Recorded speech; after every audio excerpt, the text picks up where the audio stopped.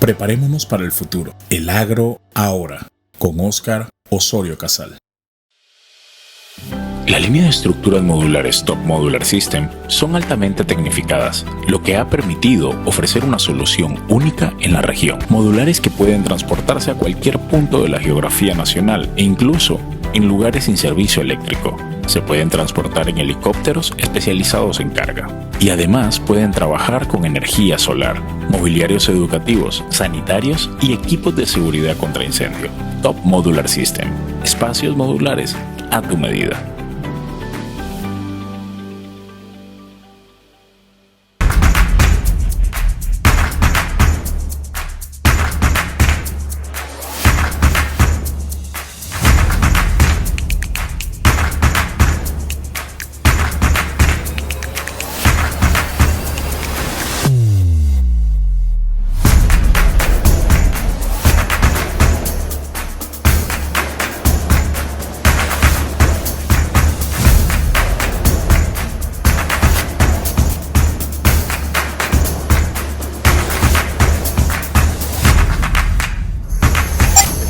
Para el futuro. El agro ahora, con Óscar Osorio Casal.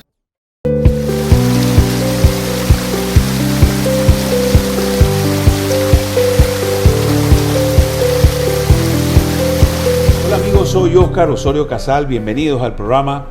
Hoy vamos a hablar de la segunda parte, donde comenzamos con nuestro amigo Olmedo Alfaro Preciado, hablando sobre un tema interesante que es los bosques en Panamá, qué es lo que hace que tengamos más agua, menos agua. Y en el programa anterior estuvimos haciendo básicamente un conversatorio acerca de en el mundo cómo hemos encontrado el tema de que donde hay bosques hay agua, donde hay agua hay bosques.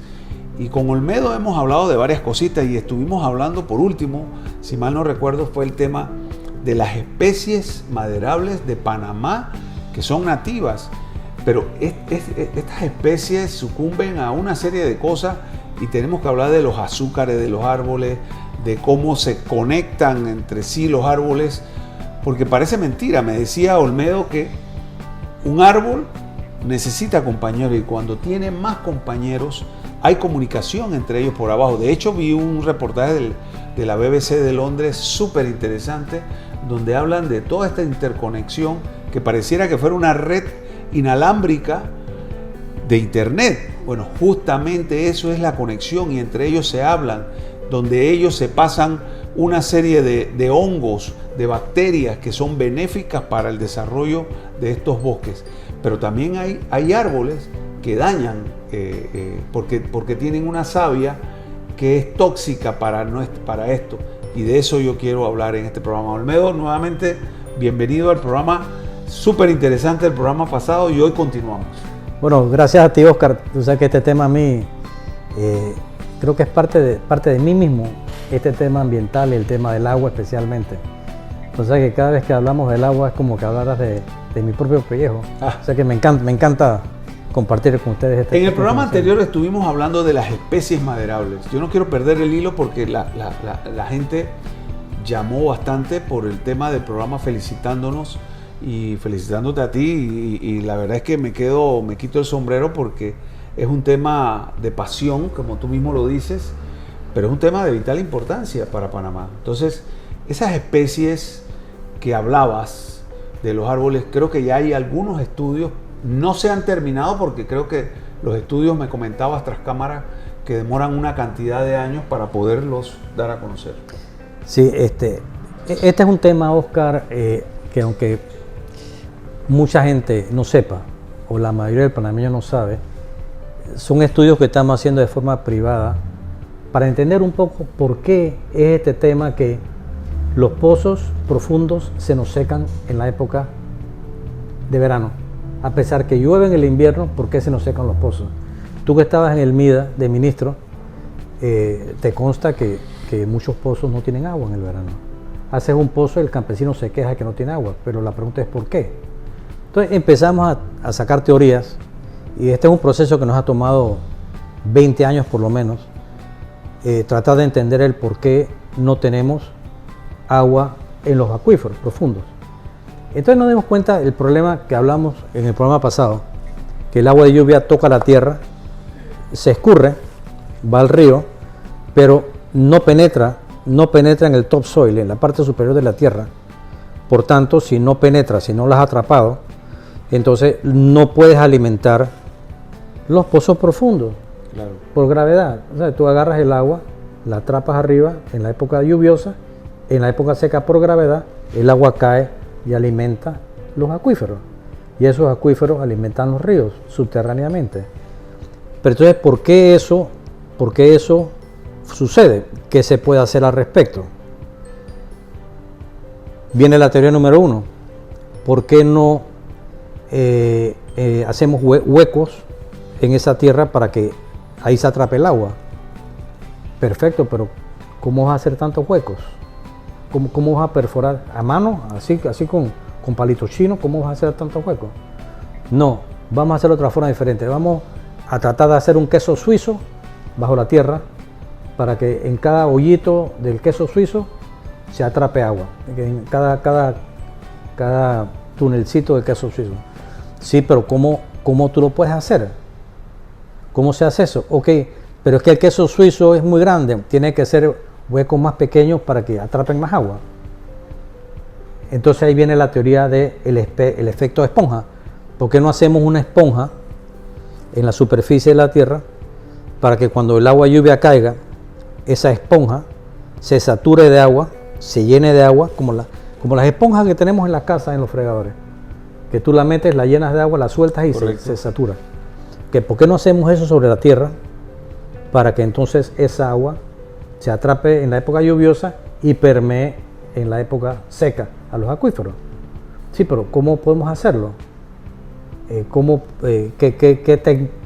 técnica, qué tecnología hay para hacer cuántos cientos de millones de huequitos microscópicos? Entonces viene la teoría número 3.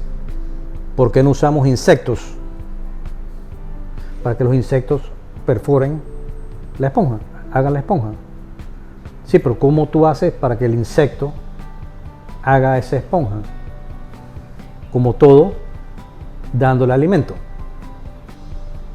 Pero entonces vas a tirar urea, vas a tirar 12, 24, 12. No. Vamos a investigar qué tipo de alimento le interesa a los insectos que tienes en esa área específica. Entonces, sabiendo que en el proceso de fotosíntesis, ¿te acuerdas en la escuela de la fotosíntesis que coge CO2 del aire, el árbol, la vegetación lo transforma en oxígeno, en agua, etcétera? En ese mismo proceso, y estas son cosas que hemos estado aprendiendo sobre la marcha, sobre teorías científicas que hemos estado investigando, en ese proceso de fotosíntesis, Oscar, se forman cadenas de azúcar complejas. Son una serie de cadenas de ADN diferentes y son sabores diferentes que les gusta a algunos insectos y a otros no. Igual que uno. A mí me gusta comer carne, a otro le gusta comer pescado, a otro le gusta comer, si me van a escoger a mí a comer pajarilla o filete, coge el filete. Bueno, el mundo animal funciona igual. Entonces, si nosotros sabemos exactamente qué insectos tenemos en Panamá en ciertas áreas y nosotros buscamos el árbol que en su proceso de fotosíntesis produce la azúcar que le gusta comer a ese insecto, también nosotros sabemos que esa savia del árbol cruza por todo el árbol hasta las raíces. Entonces nosotros le llevamos el alimento al insecto en el subsuelo, por la raíz del árbol. Entonces hacemos que el insecto baje a buscar su comida y en ese proceso de buscar su alimento vaya creando el insecto, la bacteria, el hongo, que después se van a llenar de agua.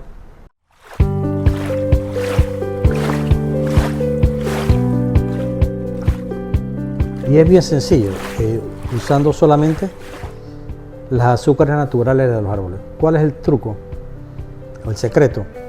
Tenemos que saber exactamente qué insectos tenemos. Segundo, cuáles son las especies de árboles que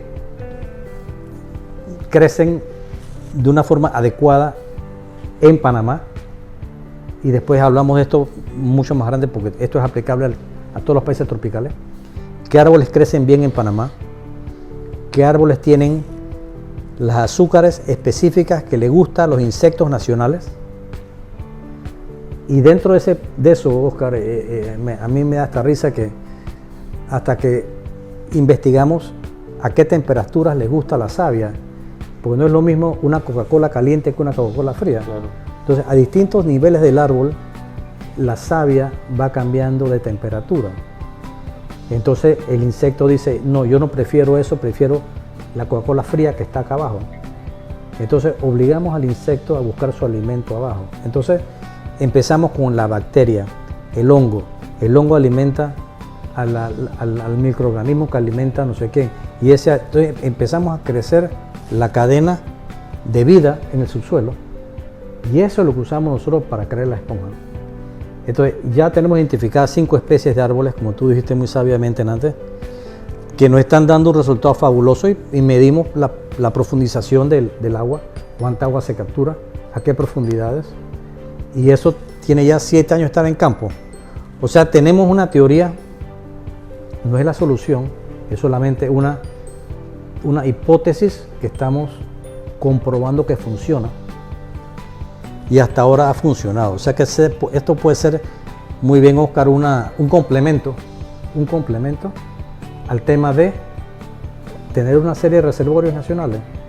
Sí, y yo lo decía en el programa pasado, justamente tras cámara, te decía que yo creo que los ganaderos tienen una bonita oportunidad, por ejemplo, la asociación de ganaderos, de tratar de preservar los reservorios que tienen con árboles. Mucho se ha hablado, el ingeniero Rolando Sánchez Díez es un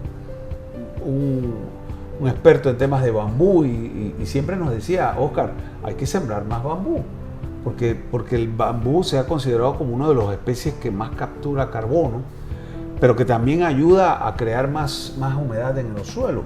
Y yo no veo absolutamente nada, ningún programa de nada en esto, y es un llamado de atención, porque yo creo que por un lado sí, nos gusta la ganadería, nos gusta todo, pero tenemos que preservar el recurso, no solo suelo, sino agua también. Pues, lo que nosotros hemos descubierto, Oscar, que para que esta esponja funcione, estos 5 árboles tienen que trabajar de forma mancomunada. Es el barrio, son los amigos del barrio que van a solucionar el problema. Ahora, vamos para atrás. ¿Por qué el proyecto, sabiendo esto de la savia y las azúcares complejas y la fotosíntesis, viene la pregunta, ¿por qué el proyecto de la teca, la caoba, la acacia, ¿te acuerdas que los pinos, por qué eso no funcionó? La respuesta es sencilla, porque la savia de esos árboles no son del gusto de los insectos nacionales. Entonces, el insecto nacional no quiere comer eso. Por tanto, no crea la esponja y por tanto abajo de los árboles no crece nada. Pues sencillamente no hay la vida que necesitamos. ¿Por qué? Porque no hay alimento para los animales, para los insectos. Entonces detrás de la hormiga viene la lombriz, después de la lombriz viene la ardillita, después viene el otro. Entonces vamos creando una vida. ¿Y por qué la Amazonía es tan exitosa? Porque tienen el efecto esponja funcionando al máximo. Esa es la prueba que sin bosques que atrapen el agua de lluvia, no puedes tener agua en el subsuelo. Es imposible, porque el agua toca la superficie y se corre. Lo importante es cómo haces para que el suelo se sature de agua y que esa agua entonces, en la época seca, caiga a los acuíferos subterráneos. Pero hay un efecto que nosotros hemos visto desde muy pequeños. Y siempre se decía, no, hombre, es que en Panamá llueve mucho, sobre todo en el canal, en el área, pero es que tenemos un bosque que es como el Parque Central de Estados Unidos, de Nueva York, ¿no? Que es una franja que no se toca y que muchos hemos visto cómo se ha estado destruyendo en las cuencas del canal y la gente reclama con justificada razón, porque en la mayoría, con esta abundancia de árboles se crea esa evaporación y ¡pum!, hay lluvia. Sí, ese es el ciclo de la lluvia. Te voy a dar un ejemplo, Oscar, te voy a quitar un minuto, tú que viajas mucho al interior. Cuando tú vas por la autopista Arraiján Chorrera, Ajá. tú ves todas estas urbanizaciones preciosas, ¿no? ¿Cómo se llaman? Están a la Sí. mano derecha, a la mano izquierda. Bueno. Tú ves ahí que las casas, Oscar, están techo con techo, techo con techo, techo con techo. Tú ves un espejo de puros techos. ¿Cuál es el problema con eso? Que no dejan que el agua de lluvia toque el suelo. Porque el agua de lluvia toca el techo y de ahí va al vecino, y de ahí va a un acueducto, y de ahí va al no sé qué, y se va. Entonces, si esa agua de esa lluvia, por ese techo, no toca el suelo, entonces ese es un agua con la cual no contamos para que alimente el acuífero subterráneo. Claro. Entonces Tienen que haber ordenamientos para permitir que la lluvia toque tierra. No es tener un paraguas a nivel nacional. Si tuviéramos un gran paraguas a nivel nacional, te garantizo que en Panamá no habría agua del todo. Punto. Lo ideal es ese paraguas cerrarlo y que toda esa agua caiga Bueno, pero es que yo siempre he criticado, justo con mi esposa hemos criticado el hecho de que la mayoría de los constructores de las barriadas, y no es que quiero ir en contra de ellos, sino es que, oye, las hacen tan pegaditas que para qué vivir, por ejemplo, en una barriada en el interior cuando hay más área. Ya nos están vendiendo casas de 200 metros cuadrados y cuidado, van a vender menos, pero todo tan pegadito y quizás el efecto que tú estás diciendo que tiene todo el sentido del mundo, ¿no? Sí. Y yo quisiera regresar a otro tema, Oscar. Mira, vamos al por qué en Panamá si llueve no hay agua en tu casa.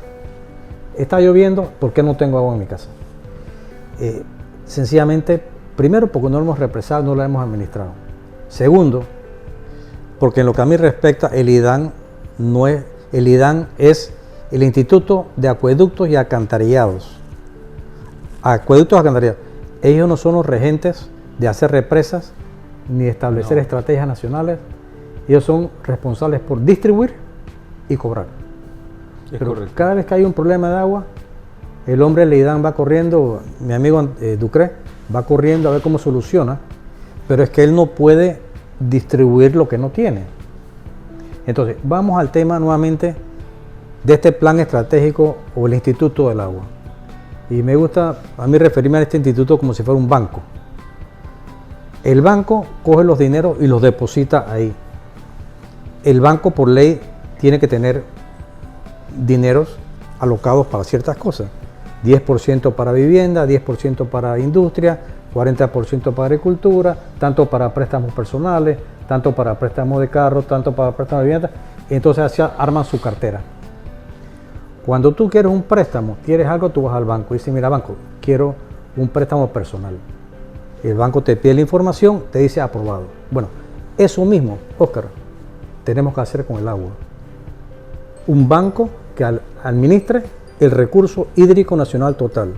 Tú quieres hacer una urbanización, ok, vaya al banco y pregúntele al banco si dentro de su cartera de agua para esa área hay disponibilidad para una urbanización. Y el banco te dirá, sí, hay agua, o no, no hay agua, o tengo que pasar de esta cartera hasta otra cartera para que usted haga su urbanización.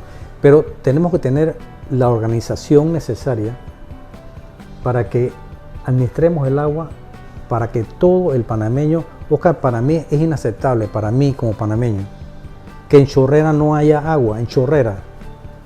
Entonces, que en Panamá no haya agua. Estamos en pleno siglo XXI en la República de Panamá, que supuestamente es la segunda economía de América Latina per cápita.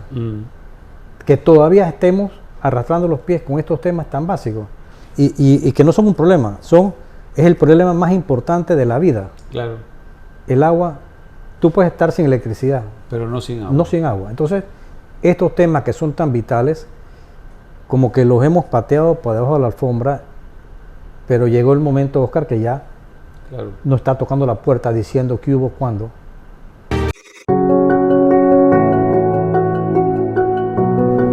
Y si yo fuera chorrerano y me dicen a mí que el problema del agua de chorrera se va a solucionar, si Dios quiere, a finales del año 24, yo salgo a la calle. Claro. Porque no puede ser que no hayamos tenido esa visión estratégica. Y es un hecho el tema del cambio climático que tanto se ha hablado en el mundo y que se está hablando en este momento. De hecho, en este momento estamos pasando una situación de crisis en el lago de Gatún y se prevé que pueden haber un condicionamiento para los buques de alto calado por el tema del agua. Sí. Entonces, ese es un tema que el Canal de Panamá, ojalá pudiésemos entrevistar algún día al administrador o a alguna persona del canal para los planes que ellos tienen para capturar agua, pero es que el instituto vendría a suponer el manejo de todo el agua de todo Panamá. Para todos los usos. Y pudiésemos pensar, como teorías que ha mencionado, por ejemplo, el ingeniero Blandón en NEX, en su conversatorio, mencionado traer agua del lago Bayano, traer agua del norte de Coclé, de hacer un embalse y traer única y exclusivamente para el Canal de Panamá, o un tema más descabellado que es la desalinización del agua de mar, porque si no vamos a tener grandes problemas. Entonces estamos haciendo unas esclusas, un nuevo juego de esclusas y estamos teniendo problemas de agua. Claro. Es que lo que nos pasa, Oscar, que tú puedes tener ideas geniales, ideas brillantes, yo también, el otro también, pero es que no nos ponemos de acuerdo, no nos juntamos. Entonces para mí es mucha gente me dice, Olmedo, pero es que Israel pudo sacar agua de mar. Sí, pero es que Israel no tiene agua del todo. Nosotros somos lo opuesto, nosotros tenemos exceso de agua, tenemos agua de sobra, agua dulce de sobra. Claro. Lo que pasa es que Israel tiene un instituto de administración de agua, sí, que Panamá no tiene. Qué bonito fuera, Oscar, que Panamá fuera un exportador de agua, y podemos hacerlo, claro, si tenemos agua de sobra. Tenemos agua de sobra, pero tenemos una división territorial. E importamos cualquier cantidad de agua. Sí, bueno, tú sabes que uno de los mayores exportadores de agua es Israel, casualmente, exportan fruta. Entonces la fruta es pura agua, ¿no? Entonces, te doy un ejemplo que para mí realmente es fácil de solucionar. No puede ser que el Canal de Panamá esté embolillado en un problema de agua cuando la solución la tienen al lado, pero está fuera de su límite territorial, porque ahí el río Trinidad está fuera de la cuenca. Entonces, como está fuera de la cuenca o del área limítrofe constitucional del canal, entonces ya el canal tiene problemas porque ya no pueden administrarla. Entonces Coclé dice que no quieren, que si quieren darle. Y eso se soluciona, Oscar, si hubiera un ente superior dentro del cual el Canal de Panamá es un miembro, un asociado, claro, y está el MIDA, un representante de salud, entonces se hace una organización temporal, no tiene que ser un instituto permanente, donde se define quién, cómo, cuándo, dónde, de qué forma, de qué manera, y se soluciona el problema a nivel nacional, porque el Canal de Panamá es parte del país, el Canal de Panamá es nacional, claro, pero el Canal de Panamá no es responsable por solucionar el problema del agua de Chiriquí, claro, ni de Veragua, ni de Darién. El responsable de la salud del pueblo por constitución es el gobierno central.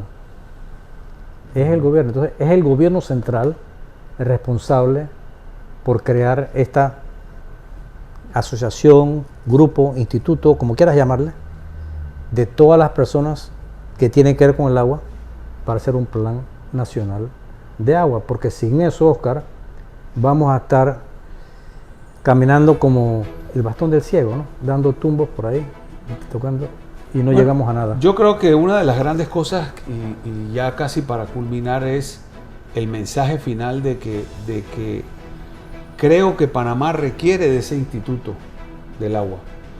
Y es un tema que los políticos tienen que entender, que hay que quitarse aquí el sombrero político y pensar en Panamá. Y este instituto que se crea o que se puede crear tiene que ser básicamente como lo que hemos hecho en la ACP, justamente. Algo que va a ser el orgullo de panameños para los panameños y para todos. Porque si creamos ese instituto no vamos a tener a la gente de Chorrera cerrando la calle para pedir agua. Ni a la gente que está en el área de Colón, ni a los que están en el área de Chepa. Así que yo te quiero felicitar, Olmedo, por el compromiso que tú has adquirido a nivel personal, porque tu proyecto de Lluvia Verde y el esfuerzo que tú has hecho, he participado en unos eventos que tú has logrado, debieran estar mucho más consono con una realidad nacional como lo que has dicho. Y hemos mezclado hoy, amigos, un tema de más bosque, más agua, más bosque.